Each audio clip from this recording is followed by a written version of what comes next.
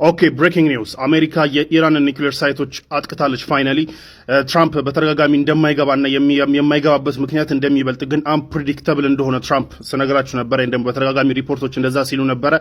ሶ እኛን ፕሩቭ ባደረገ መልኩ ማለት ነው ትራምፕ አንፕሬዲክተብል ሆኖ ትላንትና ኦር ከሰዓታት በፊት የኢራን ኒውክሌር ሳይቶች ማጥቃታቸውን ተናግረዋል። 3 የኒውክሌር ሳይቶች ናቸው የተመቱት። ናታንዝ የሚባለው ኢስፋሃን የሚባለውና ባለፈው የነገርኳችሁ ፎርዶ የሚባለው ኒውክሌር ሳይት ነው የተመታው። ልክ እንዳልኳችሁ ደግሞ በቢቱ ቦምበር ትልቁን GBU 57 የሚባለው አላ ባንከር በስተር ቦምብ ባለፈው ስለሱም ነግራችሁ ነበርና እሱም ቦምብ እንደተጠቀሙ እየተነገረ ነው ያለው።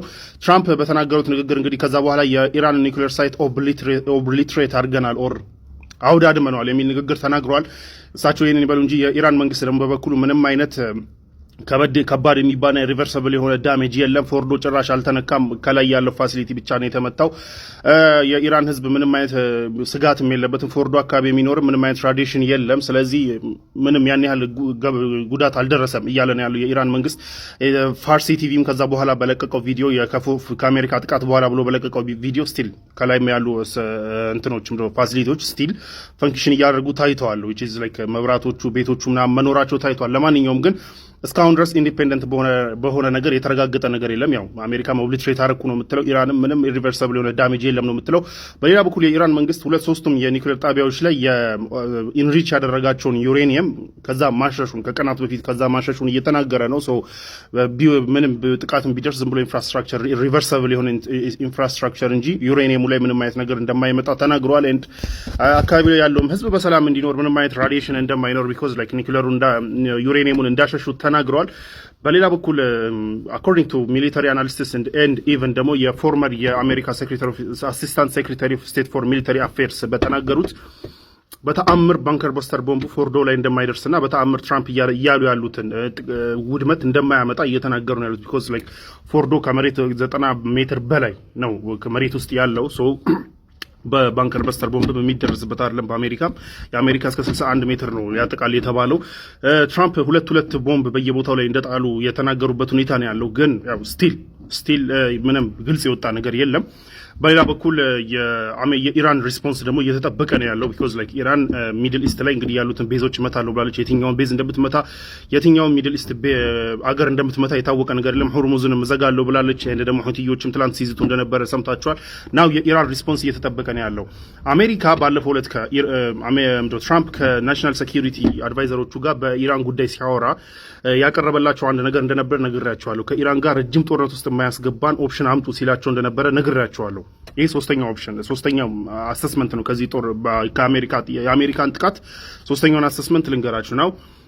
እንደዛ ብለው ነበረ ትራምፕ ረጅም ጊዜ ጦርነት ላይ የማያቆየን ኦፕሽን አምጡ ብለው ነበርና እዛ ኦፕሽን ላይ እንግዲህ የቃሲም ሱሌይማኒ ሞዴል የሚል ሞዴል እንደ ሀሳብ ቀርቦ ነበር። የቃሲም ሱሌይማኒ ሞዴል ማለት እንደምታስታውሱት ቃሲም ሱሌይማኒን አሜሪካ አታክ አድርጋ ከገደለች በኋላ ቃሲም ሱሌይማኒን የኢራን ሪስፖንስ ኢራቅ ላይ ያለውን ሚሊታሪ ቤዝ ብቻ ያው ነካ አድርጋ መተዋንና ያን ያህል ጉዳት አለመድረሱን ወይም ደግሞ አሜሪካ መልሳ ሪታሊየት አለማድረጓና ነገሩ በዛው እንደቆመ ታውቃላችሁና ትራምፕ ቃሲም ሱሌይማኒን ሞዴል እንደ አይዲያ ቀርቦ ነበርና ይሄ ሞዴል ይሻላል የሚል ነገር ነበራቸው ትራምፕ። ዞሮ አሁን እየተጠቀሙ ያሉት ያንን ሞዴል ነው የሚል ነገርም አለ። ቢኮዝ ላይክ ያን ያህል ዳሜጅ ሳያደርሱ ኤንድ ሪቨርሰብል የሆነ ዳሜጅ ሳያደርሱ ወይም ደግሞ የኢራንም ሪስፖንስ ደግሞ ያን ያህል ዳሜጅ ሳይሆን አክት አድርጌያለሁ በሚል ለማለፍ እየሞከሩ ያለበት ሁኔታ አለ የሚል ሚሊታሪ አናሊስትስ እያወሩ ነው ያሉት ፖለቲሻኖች። ከዛ ውጭ ግን ያው እስካሁን ኢንዲፔንደንት በሆነ ነገር የተረጋገጠ ነገር የለም ምን ያህል ጉዳት ደረሰ የሚለው ነገር። አኮርዲንግ ቱ ኢራን ግን ምንም አይነት ሪቨርሰብል የሆነ ጉዳት የደረሰ የለም። ከላይ ያሉ ፋሲሊቲዎች ብቻ ናቸው፣ እነሱ ደግሞ የሚገነቡ ናቸው። ወዲያው ኢንሪች ያደረግነውን ዩሬኒየም ግን ከዛ ከኢቫኩዌት ካደረግን ቆይተናል እያሉ ነው ያሉት። በሌላ በኩል ግን ይሄንን የቃሲም ሱሌይማኒ ሞዴል ነው ይህ አታክ ኦር ዝም ብለው ነካ አድርገው ከመተናል አክት አድርገናል በሚል ኤንድ ደግሞ ኢራንም ሪስፖንስ ስታደርግ ያን ያህል የተጋነን ሪስፖንስ እንዳትመልስና ነገሩ በዚሁ ተደባብሶ እንዲቀር የሚፈልግ አይነት የቃሲም ሱሌይማኒ አይነት ሞዴል ነው የሚለውን ደግሞ እንትን የሚለው በሚደግፍ መልኩ ከቀናት በፊት የአሜሪካ ኦፊሻሎች ለኢራን ኦፊሻሎች የአየር ጥቃት እንደሚያደርጉ አሳውቀዋል የሚል ነገር እየወጣ ነው ያለው። ሶ ከቀናት በፊት የአየር ጥቃት ብቻ እንደሚያደርጉ እንጂ የእስራኤል መንግስት እንደሚለው ሪጂም ቼንጅ ኦር መንግስት የመለወጥ ምንም አይነት ሀሳብ የለንም፣ የአየር ጥቃት ግን እናደርሳለን ብለው ኢራን ኢንፎርም ማድረጋቸው እየተነገረ ያለበት ሁኔታ ነው ያለው። ሶ ዩራኒየማችሁንም አሽሹ በቃ ዝም ብለን ነካ ነካ እናደርጋቸዋለን የሚል ነገር ነው እንዴ ይሄ ነገር የሚል ጥያቄዎች እያስነሳ ነው ያለው የቃሲም ሱሌማኒን ሞዴል ለመጠቀም ቢኮዝ ትራምፕ ጦርነት ውስጥ መቆየት እንደማይፈልግ ግልጽ ነው። ምክንያቱም አገር ውስጥ ካለው ፖለቲካ አንፃርና ይህም እንደዚህ አይነትም ሐሳብ አለ። ለማንኛውም ግን ኢትስ ቱ early ነገሮችን አንደርስታንድ ለማድረግ እንደሞ አናላይዝ ለማድረግ ገና ኢትስ ቱ early። ግን ትራምፕ ላይ ደግሞ አሜሪካ ውስጥ ወዲያው ነው ተቃውሞ እየተነሳበት ያለው። አሜሪካ ፈርስት ብለህን ስታበቃ ምን አገባህና ነው የሰው ሀገር ገብተህ የሰውን ሀገር እስራኤልን ከላከላለሁ ብለህ የሰው ሀገር ገብተህ ጥቃት የምታደርሰው ምን አገባህና ነው የሚል ተቃውሞ አሁን ተነስቶበታል። ከህዝቡም ከመንግስት አካላትም ከሴኔተሮች ምናምን እየተነሳበት ነው ያለው። ቢኮዝ ትራምፕ ሌላ የጣለው ነጥብ ምን መሰላችሁ? ኢራን ላይ ጥቃት ካደረሰ በኋላ ንግግር ሲያደርግ ላይክ ታውቃላችሁ ቱናይት ለአሜሪካ ህዝብ ምናምን ብሎ ንግግር ያደርጉ የለ ፕሬዝዳንቶች የሆነ ነገር ጦርነት ሲፈጽሙና ንግግር ሲያደርግ አንድም ቦታ ላይ ኢራን ለአሜሪካ ስጋት ነበረች የሚል ነገር አልተናገረም። እና የተናገረው ለእስራኤል ስጋት የሆነችውን ኢራንን እያለ ነው የተናገረውና የእስራኤልን ስጋት ዛሬ አጥቅተናል ምናምን እያለ ያለውና ምን አገባንኛ የሚል ተቃውሞ ተነስቶበታል። አሜሪካ ፈርስት ብለህናል፣ ሁሉ ነገር ለአሜሪካ ብለህናል፣ ቅድሚያ ለአሜሪካ ብለህን ስታበቃ ለአሜሪካ ትሬት ያልሆነችን አገር ለምንድን ነው ሄደህ አታክ ያደረገው ሌላን አገር ዲፌንድ ለማድረግ? እኛ ስለ እስራኤል ምን አገባንና ነው እስራኤልን ዲፌንድ የምታደርገው? ክደህናል የሚል ነገር ገና ካሁኑ እየተሰማ ነው ያለው።